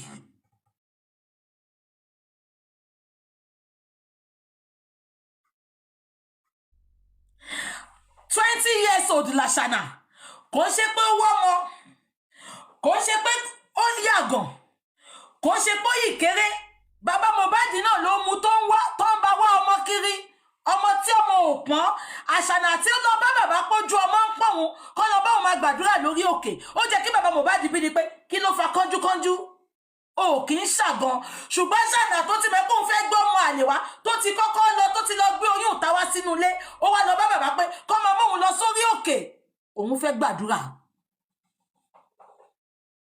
mo rí gbogbo yín tẹ̀ ń sọ pé dì ní accepted because tẹ bá ń wá àwọn omi tó oògùn ìdílé àṣànà ni àbí mo sọ story mọ́mì kan fún yín Fúnkẹ́ Felix Adéjùmọ̀ wọ́n nígbà tákọ bí àwọn máa mú obìnrin wálé wọ́n ní jọ́nà tó mú wá wọ́n náà wò láìkọ́ ọmọ yẹn because àwọn ti rí wáyé wọ́n náà wọ́n tọ́jú ẹ̀ àwọn fún láṣọ àwọn fún lówó wọ́n nígbà tó lọ wọ́n níbi tó jókòó sí àwọn jókòó sórí chair yẹn àwọn bẹ̀rẹ̀ àdúrà ìyá mi bàbá mi ẹ gbàgbé ṣẹ́rí tẹ́lẹ̀ mo máa ń sọ pé mo ò ṣẹ̀yàn ọwọ́ ayé ò lè ká mi ọwọ́ oṣó ò lè ká mi kò dẹ̀ ní ká wa lórúkọ Jésù ṣùgbọ́n ìgbà tí jẹnẹrẹ́pù ọmọ mi kì í wọlé ìgbà tí jẹnẹjá pátá tó fayé wọ̀n mi táwọn ẹ̀gbọ́n mi náà ọmọ ìyá mi tóun náà fayé wọ̀n mi mo rí páyé pé méjì mo máa ń sọ sẹ́ ìwọ tó bá fi ipò ní agbára yóò fẹ́ dánwò try nǹkan tẹ́ try ní 2-3 years ago tẹ́ ẹ̀ bá gbé ọmọ yín sí kẹ́pẹ́ mi lọ́mọ àlè èmi máa ń jókòó tẹ́tẹ́rẹ́ ní tẹ́lẹ̀ mo máa sọ pé mi ìṣe bí ìbá tèèyàn jẹ́ wọn lè bá tèmi jẹ́ mo ò robi séyàn wọn lè robi sí mi ṣùgbọ́n ìgbà tán fi ayé wọ̀n mí a ní nǹkan tẹ́ try 2 years ago yẹn ẹ gbé ọwọ́ kọ́wọ́ ń sìn tó bá gbé alàyè tó bá wá gbé òkú jáde nínú ilé yín kẹ́ má sin Ọlọ́run tí mò ń sìn mọ́.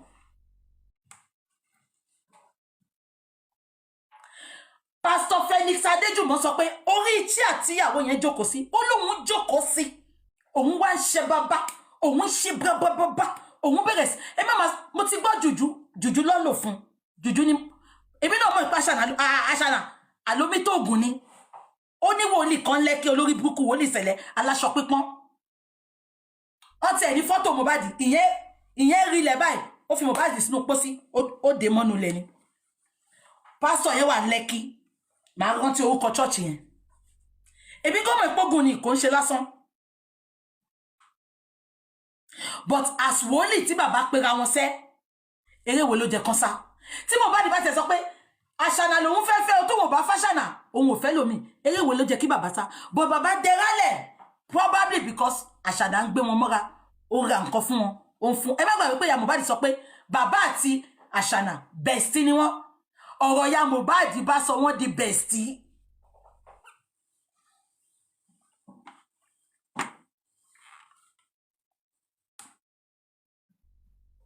The red flag was everywhere. That was why I said ikú Mohbad should have been avoidable. Ẹ jẹ́ ká máa sọ lọ. Ẹ jẹ́ bá ibo ni mo sọ dé. PA tó gbà fún bàbá ó bá tún jẹ́ ìyàwó ẹ̀ supporter àṣànà ni ẹ ti mọ̀ pé yẹn náà ló ń control ọkọ ẹnu ilé. Ó ṣàn tẹ̀lé bàbá kiri. Kò ní clue nǹkan tó ń ṣẹlẹ̀ nínú justice tó bá mọ̀ ó ṣẹ̀ṣẹ̀ mọ̀ ni. Àṣà àwọn ohun tiwa. Ọ̀rọ̀ bẹ̀rẹ̀ kẹ̀tẹ́ dé ṣé kí nǹkan kan tí mo notice nínú bàbá àti Múyìwá mo ti sọ fún pé máa wà honest. Èmi ò ní ṣe báyìí because ìtògé àsọ ojú abẹ́ǹkò látijọ́ yìí òun ló jẹ́ kí bàbá tó mess up justice fún wa. Ṣé nígbà tí bàbá ń lo lọ́yà tó lọ kanlé fún yẹn ṣé mo sọ fún pé bàbá sọ pé òun máa lo lọ́yà tó ń lọ kanlé fún ṣe rántí ìgbà tí bàbá kọ́kọ́ ń lo lọ́yà àdúgbò wọn yẹn.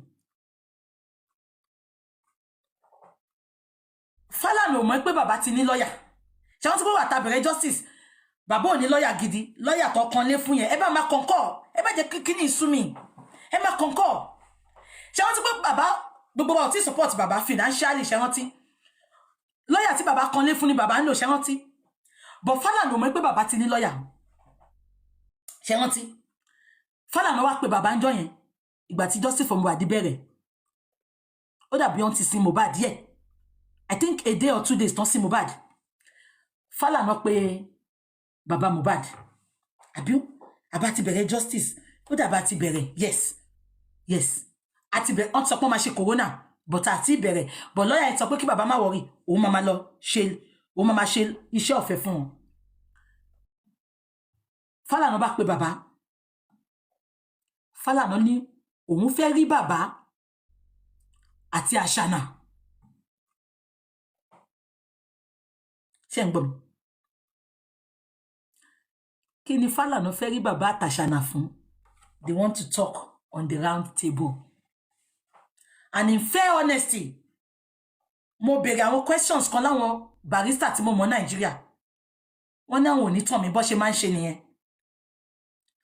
wọ́n ní many of these criminals because wọ́n ti bribe àwọn lawyer wọ́n ti bribe àwọn ọlọ́pàá wọn kì í fẹ́ gbé case lọ sí court wọ́n máa pè yín sí round table wọ́n ní kẹ́ dialogue nǹkan tí Fálànà fẹ́ ṣe nìyẹn wọ́n ní lawyer ò kì í fẹ́ tètè lọ sí court ó máa pè gbogbo sí round table so bí Fálànà ṣe pé bàbá pé òun fẹ́ rí òun àti àṣànà wọ́n fẹ́ ṣe settlement bàbá wá sọ fún Fálànà ń jọ yẹn pé òun máa wá pẹ̀lú lọ́yà òun bí Fálànà ṣe gbọ́ lọ́yà Fálànà ò pé bàbá mọ́ kò fún bàbá níbi tó ti máa wá bá Fálànà sá lọ wọ́n ti fi pé bàbá ò ní lọ́yà ṣẹ́rí òun mo sọ fún pé ká ní bàbá ò ní lọ́yà ni ó ṣeé ṣe ká má ṣe justice mọ́lé ni because they wanted to settle from the beginning that was why Fálànà called bàbá pé òun àti Wùnmí ń bọ̀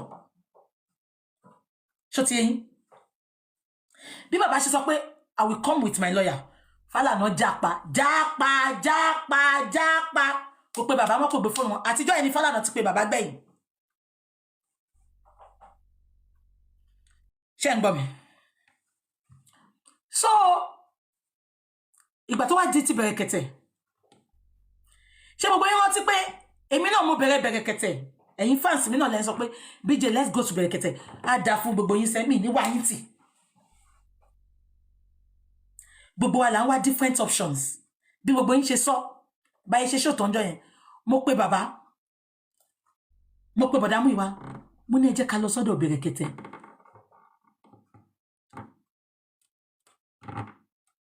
Bàbá lòun ò lọ.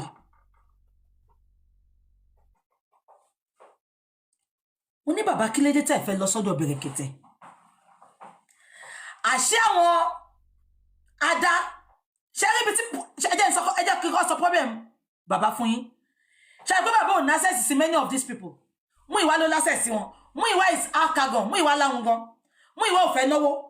Múyìwá fẹ́ gbà lọ́wọ́ everybody to support justice. So because of that, they expose themselves to everybody. So gbogbo pé bàbá ń bá everybody sọ̀rọ̀ yẹn is because of what they can get from everybody. And it is not Baba's fault. It is Múyìwá's fault. Ṣé ń get me ṣá? Òun mo ṣe máa sọ pé téèyàn bá like owó jù tó like ìjẹkújẹ á jẹ poison.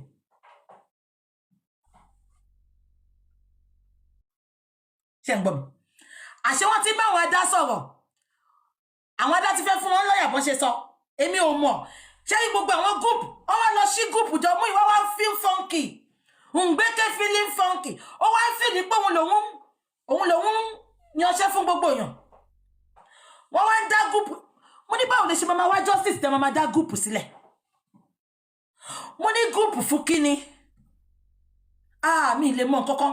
Wọ́n fi àwọn ṣé gbogbo àwọn tó ń bú bàbá lẹ́ni. They were once in Múyìwá's group and Baba Mohbad's group. Wọ́n fún ní kálukú sí group ní ebi òkúkú mọ̀ nǹkankan. Ìjọ kan ló fẹ́ invite me sí group. Mo ní láyé má fi mi sí, I don't do group. But Múyìwá ti ń feel chairman. Ó ti ní àwọn group ọ̀tọ̀ ní ó ní wọn káàkiri. Mo ṣáà ń bínú sí wọn pé lè máa ní ìwà justice ikú tó pọ̀ mọ́ yín. Anybody can pretend like an enemy. Ó dẹ̀ máa sọ pé òun fẹ́ support. Ṣé ń gbọ́ mi? Mo wá ní ẹ jẹ́ ká lọ sọ́dọ̀ Bẹ̀rẹ̀kẹ̀tẹ̀. Bàbá lòun ò lọ sí Bẹ̀rẹ̀kẹ̀tẹ̀. Mo ní bàbá kí ló dé? Àwọn ti ní lọ́ọ̀yà kí ló ń fẹ́ lọ ṣe? Ṣé gbogbo yẹn rántí bí bàbá ṣe sọ pé òun lọ sọ́dọ̀ Bẹ̀rẹ̀kẹ̀tẹ̀?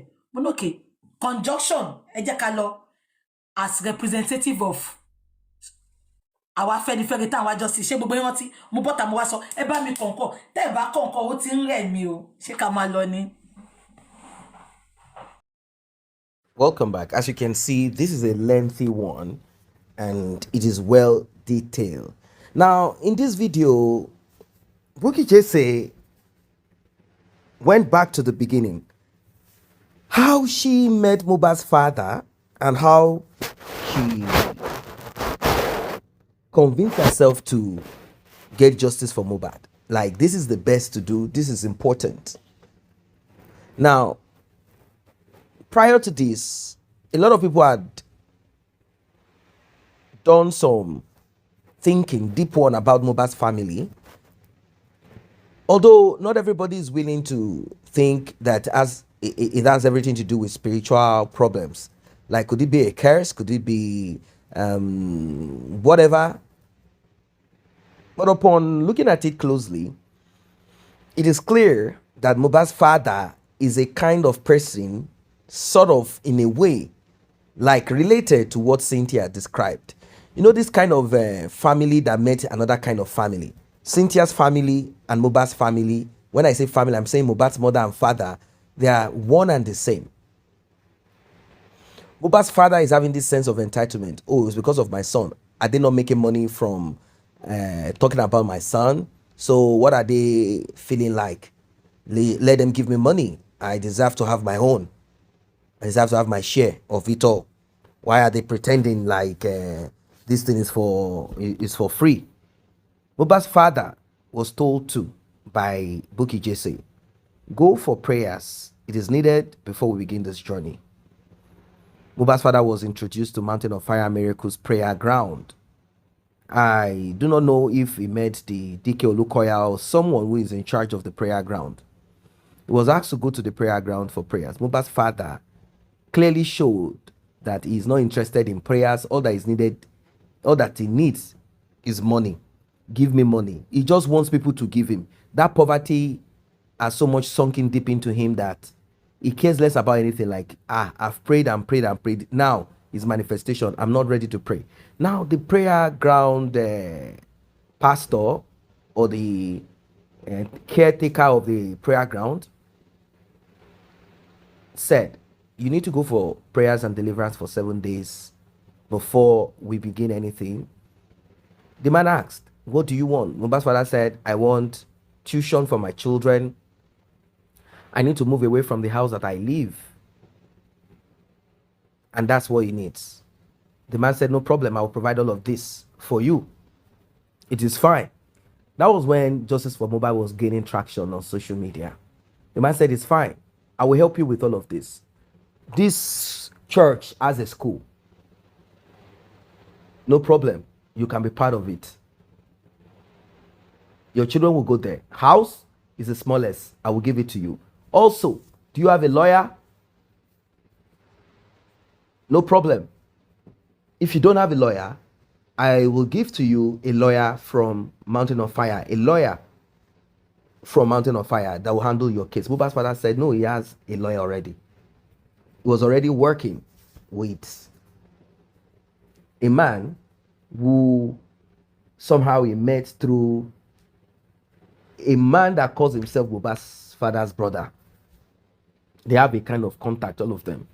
Anyway, Mohbad's father did not finish the prayer. After 2 days, he left. He said he's going somewhere to go and make song for some people. Some people had contacted him like, hey, what's up? Come and sing in our church. Now, he doesn't want to put all his eggs in one basket. Like, how am I going to stop making contact with these people that are calling me to come and perform in their church? I will perform in their church. They will give me money. It was all about visibility, popularity, and money to him. He was very concerned about that. Probably knows what he has heard as he was growing. And after the demise of Mohbad. So he was also working on whatever it is. And there was a time I heard him say that he's not the kind and type that believes in prophecy or vision.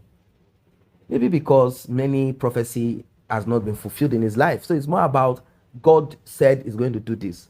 I am saying that you are going to be this. I'm saying that you are going to be that. And nothing is forthcoming. Nothing is forthcoming. So many prophecies, vision. Nothing is happening to him. He's only rich in the prophecy, but in the physical realm, he's not rich. Nothing is working for him. So whatever it is that is going to get him that fame, he was ready and willing to go all the way. So he did all that he could to meet up with other people during the course of the prayers that he was supposed to focus upon. That's the part where he said in an audio that he was asked to go to a prayer ground, and he belongs to a different denomination. His own denomination is white garment, cherubim, and seraphim, and that he is not interested in like Pentecostal churches, prophetic churches, Mountain of Fire, and all of that, and that they want to manipulate him with a woman. And he decided to bring his own woman, that they were trying to use the woman as a kind of spy to seduce him, to gather information. That's what he claimed. And that is the reason why he had to go and bring his own wife. So, according to Bukky Jesse, he brought his wife after the second coming. You know, the first one he left after 2 days. Then, the second one, he came with his wife and children. They spent 2 days and they left. According to Mohbad's father, immediately the woman that Bukky Jesse connected him to take him to that church, immediately the woman saw his wife. He claimed that the woman was angry. Now, Bukky Jesse is making it clear that that prayer ground was specifically for you, not for you to bring your wife and children. It is specifically for you to manage you. Don't forget that money is not for your wife and children. It is for you to do the prayers and then see what next. Why bring your wife and children to it? Some might be like, there's no crime in that. Bringing wife and children is fine. But he had other motives for bringing that woman. He felt that they were trying to, like Bukky Jesse was trying to trap him with a woman that already has children. Bukky Jesse said that woman fulfilled her own time doing the prayer with her own children. Mohbad's father left the second day saying that he wants to go and sing somewhere. He didn't finish the prayer. He was thinking, maybe he was expecting that they would give him big money. I don't know what he was expecting, and they will put millions into his account. It wasn't just school that he felt they would be providing and accommodation, 2-bedroom apartment. He didn't finish it for reasons best known to him. Maybe someone out there had told him, don't worry, it is fine. Let us get the public, not just a church, to do this for you. You won't get anything, just an apartment that your children will be taken care of. Let's do something bigger than that. Let us go to the public. The public will donate to you. Mohbad's father said he knows what he's doing. So he knows what he's doing too. So he cut off from that place, same way he cut off from Bekete, because he doesn't want assistance without funds in his own account. Could it be? Anyway, he proceeded in all that he wanted to do outside what Bukky Jesse was arranging. But Bukky Jesse still tagged along like how she has tagged till today. Kept tagging along, pushing. Mohbad's father left Mountain of Fire and Miracles Ministry prayer ground. He left it. During the course of this journey, someone contacted Bukky Jesse from the United States and offered Mohbad's father the car, the SUV. Cash was given to Mohbad's father. The car was paid for. He started cruising the car. Money started coming in right, left, and center. According to Bukky Jesse, the reason why Mohbad's father is acting this crazy sense of entitlement is because of the love that people showed to him. That is why he's having this sense of entitlement, as if he's in charge. As if he's in charge. As if it is his money. And also, his younger brother or elder brother, I don't know who that one is, the one domiciled in the US, they said the same character is what both of them have. And so many things have been revealed by Bukky Jesse. You know, it's a long one and I don't want to keep you guys like, it is terrible. It is terrible. What is the conclusion of the matter? Mohbad's father is exactly what the little wicked widow described. Does it make Mohbad's father better than the widow? No. No. Not at all. This is just a family that nobody will want to have anything to do with. Does Mohbad's father deserve to be taken care of? To an extent, if people want, but not about deserve. It's a choice. If people want to take care of him, they can go ahead, take care of him for the sake of his son. But if your attitude and character shows negativity, shows that you are not for justice, then it becomes a big issue. It becomes a big issue. And that's what we are talking about. That's what we are talking about.